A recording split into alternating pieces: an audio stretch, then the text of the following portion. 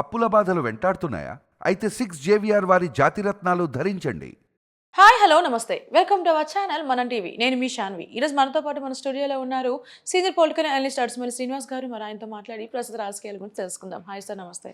నమస్కారం అండి. సో ఇప్పుడు చూసుకుంటే సునీత గారు షర్మిల గారికి ప్రాణహాని ఉందని వాళ్ళంతటా వాళ్ళే చెప్తున్నారు. మేము మా ప్రాణాలకి తెగించి ప్రచారం చేస్తున్నాము అంటున్నారు. నిజంగా వాళ్ళ ప్రాణానికి ప్రాణహాని ఉందంటారా? అంటే మన రాష్ట్రంలో ఉన్న పరిస్థితులు చూస్తే వాతావరణం భయవేస్తుంది చాలామంది. ఎందుకంటే వాళ్ళు పోరాడేది మామూలు వ్యక్తులతో కాదు. మామూలుగా చూసుకుంటే కూడా వ్యక్తులుగా ఒక వ్యవస్థతో పోరాడుతున్నారు వాళ్ళు. ఆ వ్యవస్థకి ఆ ప్రభుత్వానికి అధిపతి ఒక రాజకీయ పార్టీ, ఆ రాజకీయ పార్టీకి అధ్యక్షుడు అత్యంత క్రూర స్వభావం, అహంకారం, దురహంకారం, అతిశయం, కక్ష, కార్పణ్యం ఇలాంటి అవలక్షణాలన్నీ ఉన్న వ్యక్తితో పోరాడుతున్నారు. అటువంటప్పుడు ఆ వ్యక్తి గురించి మీకంటే నాకంటే కూడా వాళ్ళకి బాగా తెలుసు. ఎందుకంటే అతను మోడస్ ఆపరాండి ఎలా ఉంటుంది, అతని విధానాలు ఏంటనేటువంటి వాళ్ళకి బాగా అర్థమైంది. ఇప్పుడు సాధారణంగా మనం ఏం చేస్తాం, చీమ గరిచింది అనుకోండి, గబక్క నిలిపేస్తాం కదా. దాన్ని కూడా కొంతమంది చంపకరా అంటాం మనం. చిన్నపిల్లలు గబక్కన చీమలని పురుగుల్ని పట్టుకుని చంపుతుంటే, తూనీగలను గట్ట తోకట్టుకు లాగుతుంటే మనం ఏం ఉత్తరబాబు పాపం రా అంటాం. అది భూతదయ. సాధారణంగా ప్రతి మనిషిలోనూ ఉంటుంది. సాధారణంగా మన ఇళ్లలో నాన్ వెజ్ తినేవాళ్ళు కోడిని కసక్కం కోసుకు తినేస్తారు. దొడ్లో కోడిని పట్టుకుంటారు, కోసుకు తినేస్తారు. లేదా మాంసం కొట్టుకెళ్ళి నీ కళ్ళ ముందే కోడిని పీక్ కోసేసి ముక్కల కింద కొట్టేసి నీకు కవర్లో ఇచ్చేస్తాడు. శుభ్రంగా పట్టుకొచ్చి తినేస్తాం మనం. దాన్ని పెద్ద ఫీల్ అవ్వరు, కానీ దాన్ని కూడా ఫీల్ అయ్యేవాళ్ళు ఉంటారు. మాంసం తినేవాళ్ళు కూడా ఆ కోడిని కోయటాన్ని చూడలేరు. తినటానికైతే తినేస్తారు, కానీ కోడిని కొత్తనోడు బాధ వస్తుంది. వీళ్ళు మనుషులు చంపితే ఈ కోళ్ళని కోసినప్పుడు బాధపడని వాళ్ళు కూడా మనుషులు గాయపడినా, యాక్సిడెంట్లో చనిపోయినా, ఏదైనా ఉపద్రవం విపత్తులు వచ్చినప్పుడు మనుషుల మరణాలు సంభవించినా వీళ్ళందరూ గిలగిల్లాడతారు. హృదయ విదారకంగా ఉంటే కొన్ని దృశ్యాలు చూడలేరు. అంటే మనిషికి కోడికి వ్యత్యాసాన్ని గమనించుకుని మనిషికి ఇబ్బంది కలిగితే ఒక రకంగా స్పందిస్తారు, ఒక కోడి చనిపోతే కోడిని కోస్తే ఒక రకంగా స్పందిస్తారు. కానీ ఇప్పుడున్న పాలకులు రెండు కోళ్ళే వాళ్ళకి. కోడిని చంపిన ఎలాగుంటారో ఈ మనుషులు పీక్కోసేసిన. ఎందుకంటే మనం చూసాం 5 ఏళ్ళ నుంచి. ఇవన్నీ చూసిన తర్వాత అంతకుముందు కూడా కొన్ని మన ఎవరికి తెలియని కొన్ని దృశ్యాలు వాళ్ళు చూసి ఉంటారు, కొన్ని సంఘటనలు వాళ్ళు విని ఉంటారు, కొన్ని సందర్భాలు వాళ్ళు గమనించి ఉంటారు. కాబట్టి వాళ్ళకి లోపల గుబులు ఉంటుంది. గత ఎన్నికల ముందు వాళ్ళ బాబాయ్ గారు మర్డర్ జరిగింది, ప్రపంచానికి అందరికీ తెలుసు.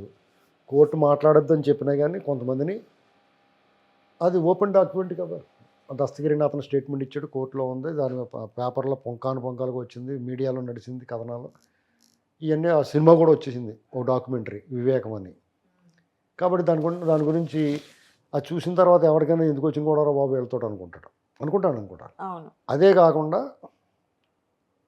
అంత దగ్గరవాడు సొంత బాబాయ్ నిర్దాక్షిణ్యంగా కసిగా కొట్టి మరీ చంపారు. అలాగే రాష్ట్రంలో తోట చంద్రయ్య అయిన, నందం సుబ్బయ్య, డాక్టర్ సుధాకర్ బాబు, అనిల్, సుబ్రహ్మణ్యం, డ్రైవర్ సుబ్రహ్మణ్యం చంపేసి ఇంటి డెలివరీ ఇచ్చారు కదా, నాగమ్మ, ఇలాగ అనేక సంఘటనలు.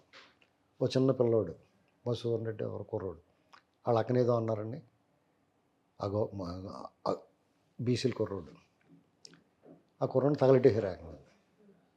ఇలాంటివన్నీ చూసిన తర్వాత ఎందుకు వచ్చిన గొడవ వీళ్ళతోటి మనకి అని సహజంగా అనుకుంటారు కదా. వీళ్ళకి కూడా థ్రెట్ 2 రకాలుగా ఉంటుంది. ఒకటి, వీళ్ళు ఎలాగా నోరు విప్పుతున్నారని కోపంతో, కసితో, రాజకీయం ఏమైనా పర్లేదు, మనకి ఎదురు దెబ్బ తగిలినా పర్లేదు అనుకున్నట్టుగా రిజర్వేషన్ లేకుండా పైకి పంపించవచ్చు. లేదా వాళ్ళంతటా వాళ్ళే కారు 4 టైర్లు పేలిపోయేలా చేసేయచ్చు, ఏదైనా చెప్తారు. సో ఇప్పుడు పదవుల కోసం సొంత చెల్లిని చంపేంత అంటే ఆయన అలా చేస్తాడని అనుకోను. కానీ వాళ్ళకి ఆ భయం ఉండటంలో ఇవన్నీ చూసిన తర్వాత వాళ్ళకి ఆ భయం ఉండటంలో అర్థం ఉందంటున్నాను నేను. డెఫినెట్గా చేయడు. అంటే వాళ్ళు చేసిన వ్యాఖ్యలు వాళ్ళకి అనుగుణంగా చేశారా లేదంటే నిజంగానే వాళ్ళు వాళ్ళకి ఆ భయం ఉండటం, మీరు ఆ భయం ఉండకూడదని చెప్పడానికి మనం ఎవరు? వాళ్ళకి ఆ భయం ఉంది, ఎందుకంటే సిరీస్ ఆఫ్ ఇన్సిడెంట్స్. అంటే ఎవరైనా సరే సొంత చెల్లిని చంపే ప్రయత్నం చెయ్యరు కదా, అంటే వీళ్ళు కేవలం ప్రచారం కోసమే వైసీపీ నెగిటివ్ చేయడానికి మాత్రం ఇట్లా మాట్లాడారని చెప్పేసి అంటే మీరు అలా నెగిటివ్గా మాట్లాడారని మనం ఎలా చెప్పగలుగుతాం? వాళ్ళ భయానికి వాళ్ళు కదా స్వీయ అనుభవం, వాళ్ళకి హిస్టరీ, చరిత్ర చింపెత్తి చిరిగిపోదు, చెరిపెత్తి చెరిగిపోదు. చరిత్ర చూశారు కదా, రక్త చరిత్ర, చేతులు రక్తంతో కొడుకున్న చరిత్ర ఉంది కదా. అవన్నీ చూసిన తర్వాత వాళ్ళకి ఆ భయం ఉండడంలో అర్థం ఉంది. భయపడటాన్ని తప్పు పట్టకూడదు, వాళ్ళు చేసిన ఆరోపణలు విమర్శించకూడదు. ఎందుకంటే వాళ్ళ భయాన్ని మనం ఎవరు కాదంటానికి, మనం ఎవరు హోర్, మనం ఎవరు? నువ్వు భయపడక నీకేం పర్లేదు, సొంత చెల్లెల్ని ఏమీ చేయడంటే సొంత బాబాయ్ని వేసేయలేదా అంటారు. ఓకే. దానికి సమాధానం రెడీగా ఉంటుంది. కాబట్టి వాళ్ళే జాగ్రత్తగా ఉండాలి. ఇప్పుడు అక్కడ పాములు ఉన్నాయన్నారు అనుకోండి, పాము నేను పెంచాను కదా, పాలు పోసాను కదా, ప్రతి నాగుల చవితికి వెళ్ళి పుట్టలో పాలు పోసాను కదా నన్ను కరవకూడదంటే ఊరుకుంటుందా పాము? దాని జాతి లక్షణం. ఓకే సార్, మరి ఇప్పుడు షర్మిల గారు సునీత గారు ఏదైతే ప్రచారం చేస్తున్నారో ఇట్లా ప్రాణహాని ఉంది అని, దీనికి సంబంధించి పోలీసులకు ఏమైనా సెక్యూరిటీ అడిగే ఛాన్సెస్ ఉన్నాయంటారా లేదంటే వాళ్ళు ప్రభుత్వం ఏమన్నా ఇప్పుడు ప్రభుత్వంతో సంబంధం ఎలక్షన్ కమిషన్ వాళ్ళు అప్పీల్ చేసుకోవాలి, మాకు సెక్యూరిటీ భద్రత కల్పించండి అని అడగాలి.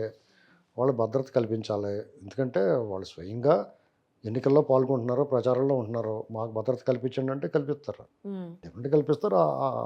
ఆ జాగ్రత్తలు వాళ్ళు తీసుకోవాలి, అప్రమత్తంగా ఉండాలి. వాళ్ళు క్యారేజీ భోజనం చేసేటప్పుడు కూడా చాలా జాగ్రత్తగా ఉండాలి. ముందు ఓ ముద్ద ఎవరికన్నా పెట్టి అప్పుడు తర్వాత తినాలి.